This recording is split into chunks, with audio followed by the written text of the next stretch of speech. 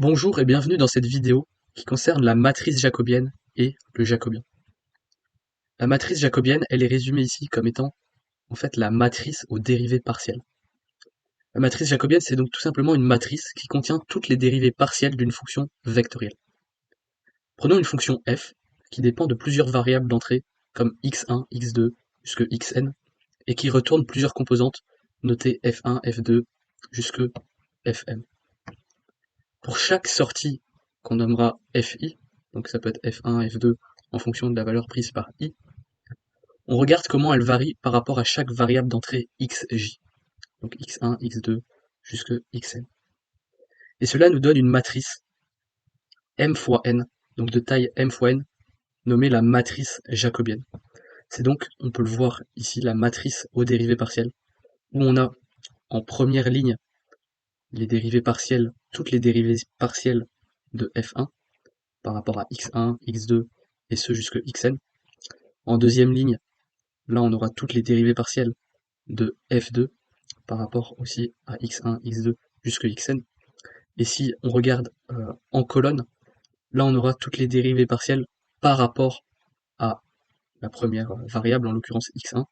Puis en deuxième colonne, on aura donc dérivée partielle de f1 par rapport à x2, puis dérivée partielle de f2 par rapport à x2, et en fait toutes les dérivées partielles par rapport à la même variable.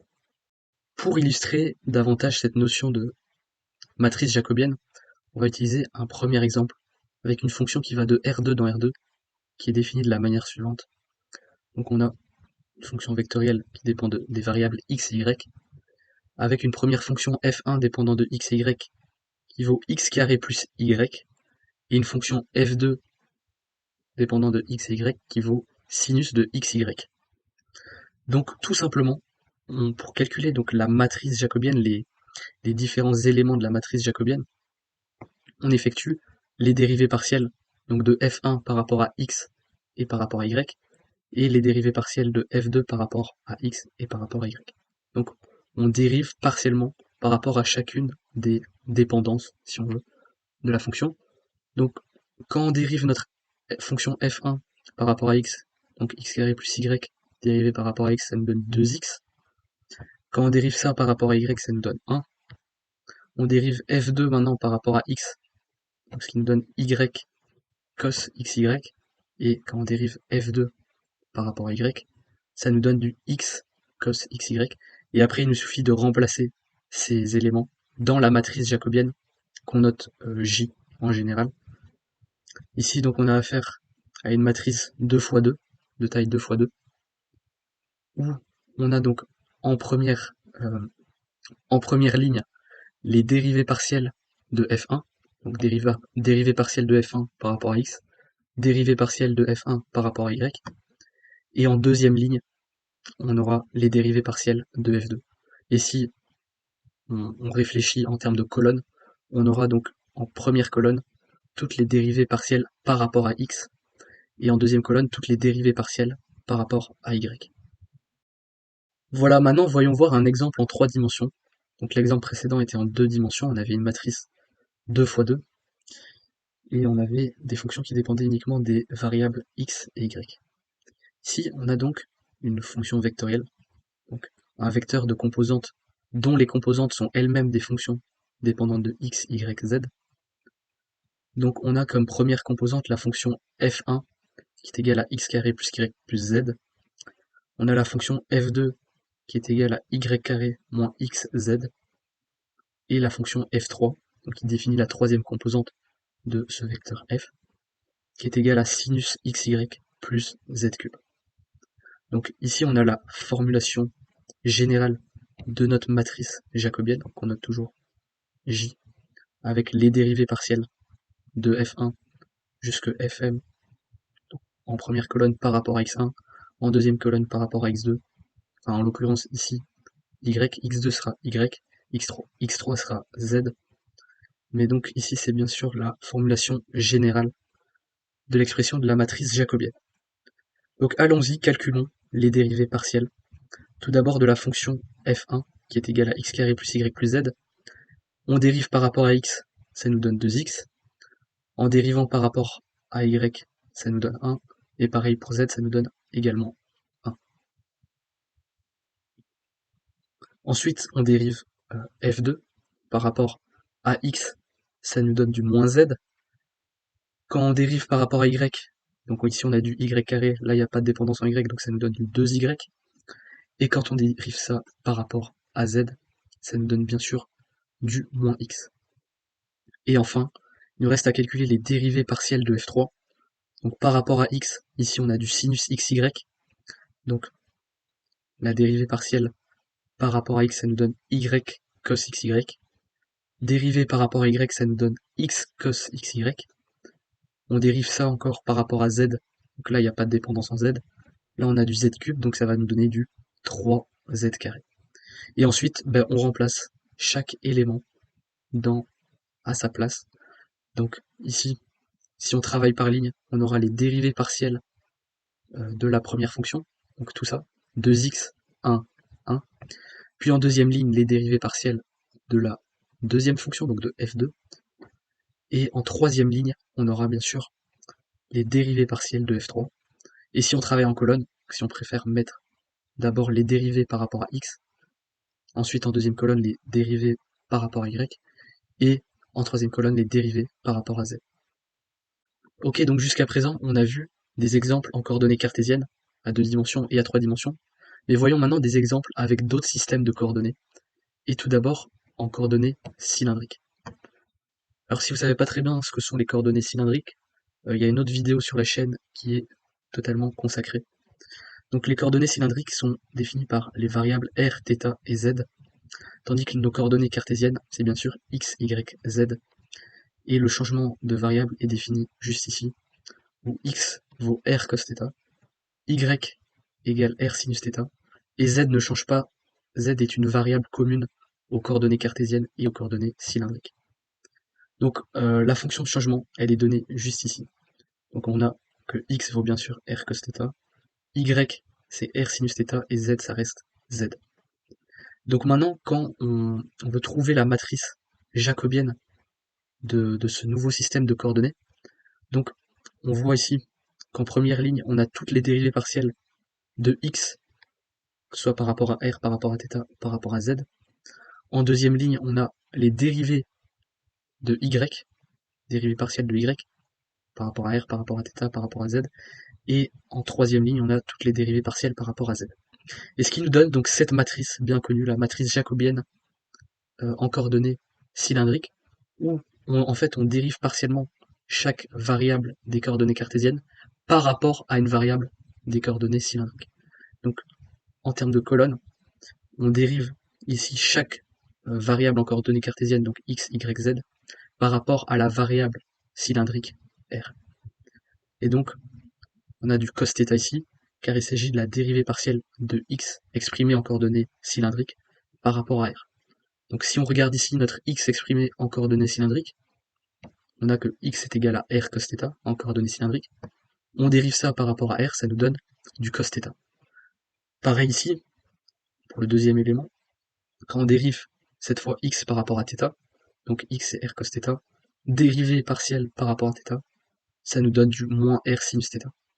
Et on fait ça pour tous les éléments de la matrice jacobienne, et on trouve donc cette matrice. Alors ici on va travailler avec des coordonnées sphériques.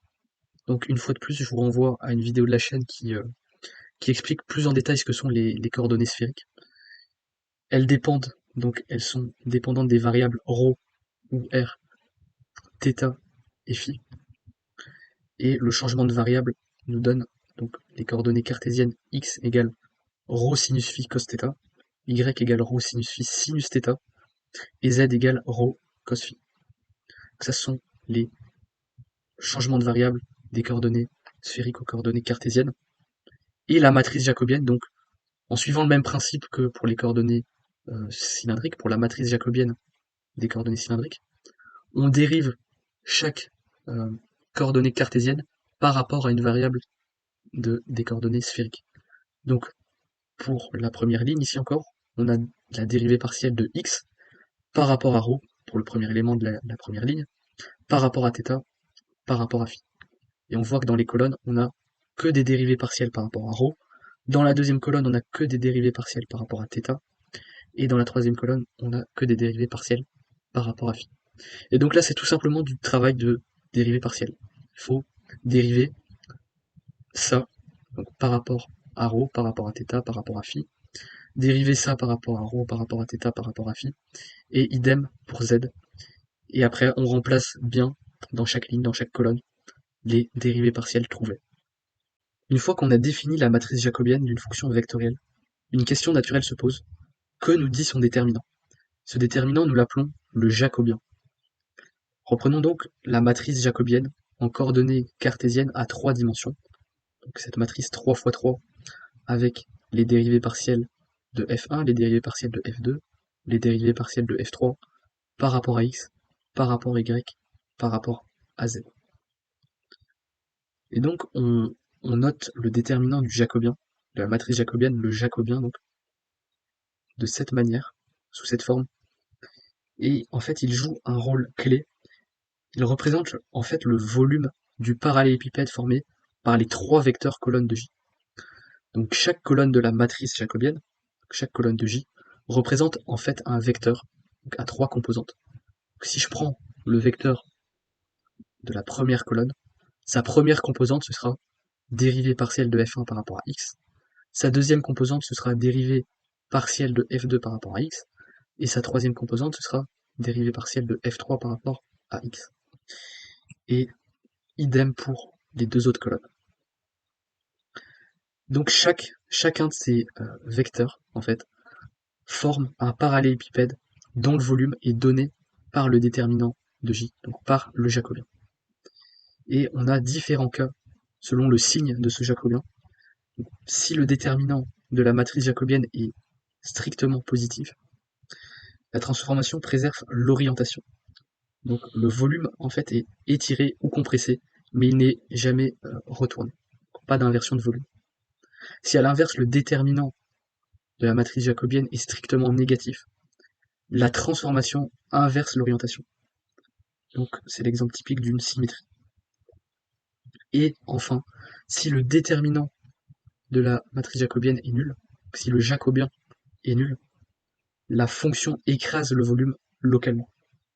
Donc la fonction n'est pas localement inversible en ce point. Voyons désormais un exemple du type d'utilisation dans lequel on retrouve le déterminant de la matrice jacobienne. L'objectif ici sera de calculer le volume d'un cylindre de rayon grand R et de hauteur h, ce qu'on a déjà fait dans la vidéo concernant les coordonnées cylindriques. Donc notre cylindre il est défini mathématiquement ici, pour chaque point dans R3, chaque point x, y, z, x carré plus y carré sera inférieur ou égal à grand R carré, c'est ce qui définit le rayon de notre base cylindrique, et ici on nous dit que donc les z, chaque valeur de z varie entre 0 et h, donc ce qui nous dit que le cylindre est à hauteur, sa base inférieure est à hauteur 0, et sa base supérieure est à hauteur grand H.